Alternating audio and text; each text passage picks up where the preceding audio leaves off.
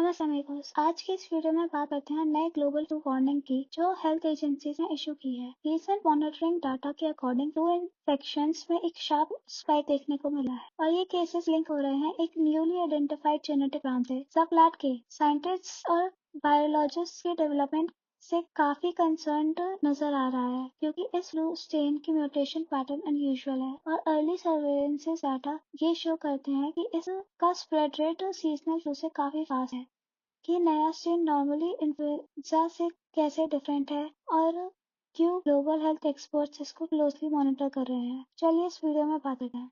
अब बात करेंगे फ्लू क्लैड्स और सब क्लैड्स के क्या होते हैं। Basically influenza virus constantly mutate कर रहे हैं और साइंटिस्ट इस म्यूटेशन को ट्रैक करने के लिए वायरसेस को जेनेटिक फैमिलीज में ग्रुप करते हैं। इन्हीं फैमिलीज को हम क्लैड बोलते हैं। क्लैड के अंदर ही होते हैं सबक्लैड्स जो इवन मोर स्पेसिफिक ब्रांच होती हैं, हर एक with its own unique mutation. ये डिटेल्ड क्लासिफिकेशन रिसर्चर्स को हेल्प करती है समझने में कि वायरस कैसे स्प्रेड हो रहा है, कैसे अडेप्ट कर रहा है और कब वो पोटेंशियली मोर डेंजरस बन सकता है। सबक्लैड को समझने के लिए ये बेसिक क्लासिफिकेशन जानना बहुत जरूरी है। अब बात करते हैं सबक्लैड के की इमरजेंसी की, यानी ये पहली बार कहाँ और कैसे डिटेक्ट हुआ। सबक्लैड के को पहली बार आइडेंटिफाई किया गया रूटीन जेनेटिक सीक्वेंसिंग के ड्यूरिंग, जब साइंटिस्ट ने देखा कि इस स्ट्रेन में एक यूनिक म्यूटेशन क्लस्टर है जो प्रीवियस फ्लू स्ट्रेन से काफी डिफरेंट था। सर्वेलेंस नेटवर्क ने रिपोर्ट किया कि अर्ली डिटेक्शन के बाद केसेस रैपिडली इंक्रीज होने लगे हैं एंड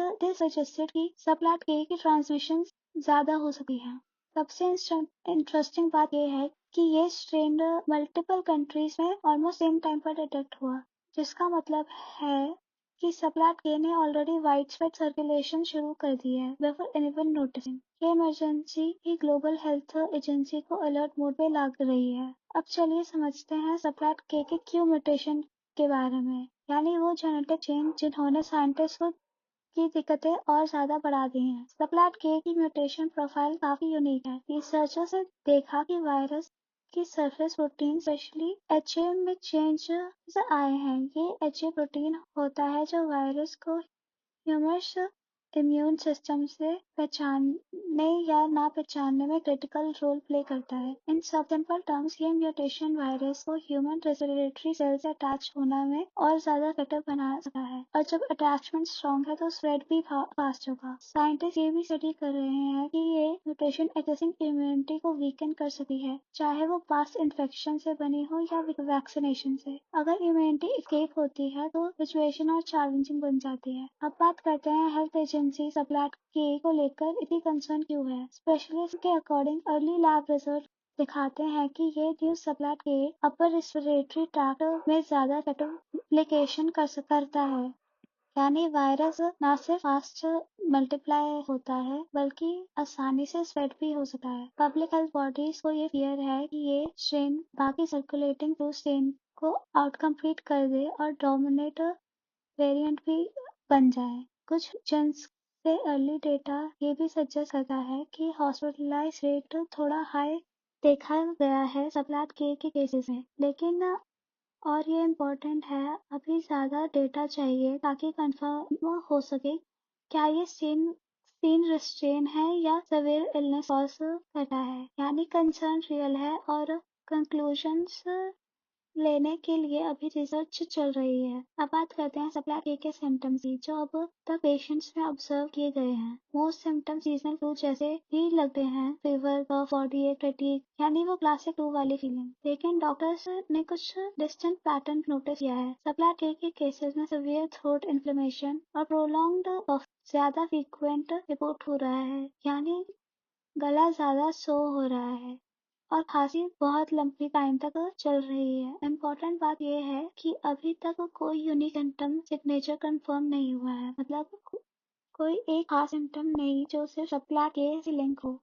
क्लिनिक्स को एडवाइजरी दी गई है कि अगर किसी पेशेंट में रैपिड ऑनसेट फीवर आए या ब्रीदिंग डिफिकल्टी डेवलप हो, स्पेशली वल्नरेबल ग्रुप्स में, तो इमीडिएटली मॉनिटर जरूर करें। अब बात करते हैं सबक्लैड के स्प्रेड और अफेक्टेड रीजन की। ये वेरिएशन अब मल्टीपल कंट्रीज में डिटेक्ट हो चुका है और सबसे इम्पोर्टेंट कम्युनिटी ट्रांसमिशंस भी कंफर्म हो चुके हैं। मतलब केसेस सिर्फ इम्पोर्टेड नहीं, लोकल स्प्रेड भी एक्टिव हो रहे हैं। सर्विलेंसेस मैप दिखाते हैं कि अर्बन सेंटर्स में क्लस्टर्स फॉर्म होने लग रहे हैं, यानी बड़ी सिटीज में केसेस ग्रो हो कर बढ़ रहे हैं। साथ ही ट्रैवल लिंक केसेस भी इंक्रीज हो रहे हैं, जो इस रेट को और एक्सेलरेट कर रहे हैं। रिपोर्ट्स बोल रहे हैं कि सप्लाई का स्प्रेड पैटर्न पहले से एग्रेसिव फ्लू सीजन के अर्ली फेज जैसा लग रहा है, फास्ट, अनप्रेडिक्टेबल और मल्टी रीजनल ट्रांसमिशन के साथ। इसलिए कंटिन्यूअस मॉनिटरिंग बहुत एसेंशियल हो गई है ताकि स्प्रेड को टाइमली ट्रैक और कंट्रोल किया जा सके। अब बात करते हैं करंट वैक्सीन्स के इफेक्टिवनेस की, स्पेशली सप्लाई टेक के अगेंस्ट। साइंटिस्ट के अकॉर्डिंग अर्ली लैब टेस्ट ये सजेस्ट करते हैं कि existing flu vaccine partial protection तो देती हैं, लेकिन कुछ स्पेसिफिक म्यूटेशन जो सप्लाई टे में पाए गए हैं उनके अगेंस्ट एंटीबॉडी रिस्पॉन्स वीकन दिखा रहा है। इसका मतलब ये हो सकता है कि वायरस इम्यून सिस्टम को थोड़ा बेटर डॉज कर सकता है। Global health agencies already further study कर रही हैं ताकि समझे जा सके कि ये अपडेटेड वैक्सीन फॉर्मुलेशन की जरूरत पड़ेगी या करंट वैक्सीनेशन को मॉडिफाई करना होगा। लेकिन एक इम्पॉर्टेंट बात, वैक्सीनेशन अभी भी सीवियर इलनेस को रिड्यूस करने में बहुत हेल्पफुल है, तो एक्सपर्ट स्ट्रांगली रिकमेंड करते हैं कि लोग अपने एनुअल फ्लू शॉट्स लेना कंटिन्यू करें। अब बात करते हैं सप्लाई टीके और जनरल फ्लू के प्रिवेंशन मेजर्स की, यानी कैसे हम अपने आप को प्रोटेक्ट कर सकें। पब्लिक हेल्थ एक्सपर्ट के अकॉर्डिंग सबसे इम्पोर्टेंट है स्टैंडर्ड फ्लू प्रिकॉशन फॉलो करना, क्राउडेड प्लेसेस में मास्क पहनना, हैंड हाइजीन मेंटेन करना और सबसे सिंपल पर इफेक्टिव टिप सिक हो तो घर पर ही स्टे करना। हाई रिस्क ग्रुप जैसे चिल्ड्रन, एल्डरली और जिन लोगों को कोरोना इलनेस है उनके लिए डॉक्टर स्ट्रांगली रिकमेंड करते हैं कि वैक्सीनेशन और अगर सिम्टम्स स्टार्ट हो गए तो अर्ली एंटीवायरल ट्रीटमेंट। ये दोनों चीजें सीवियर इलनेस के रिस्क को बहुत कम कर देती है। वर्कप्लेस और स्कूल को भी सजेस्ट किया गया है कि वेंटिलेशन इम्प्रूव करें ताकि इंडोर एयर फ्रेश रहे और वायरस ट्रांसमिशन के चांसेस लो हो। अब बात करते हैं इंटरनेशनल हेल्थ ऑर्गेनाइजेशन अब और ज्यादा सर्विलेंसेस बढ़ा रही है ताकि सप्लाई की इवोल्यूशन को क्लोजली ट्रैक किया जा सके। इसका मतलब ज्यादा genetic sequencing, rapid data sharing countries के बीच और ऑनगोइंग क्लिनिकल स्टडीज जो ये समझ की कोशिश कर रही है कि क्या ये सेम फ्यूचर में डोमिनेट बन सकता है या नहीं। एक्सपर्ट्स का कहना है कि अब साइंटिफिक अंडरस्टैंडिंग डेवलप हो रही है, इसलिए मिस इन्फॉर्मेशन स्प्रेड होना आसान है। इसलिए पब्लिक को स्ट्रांगली एडवाइस किया जा रहा है कि सिर्फ ऑफिशियल अपडेट फॉलो करें, रूमर्स और रैंडम सोशल मीडिया क्लेम्स से दूर रहें और एक्यूरेट इंफॉर्मेशन से इन्फॉर्म्ड डिसीजंस लें।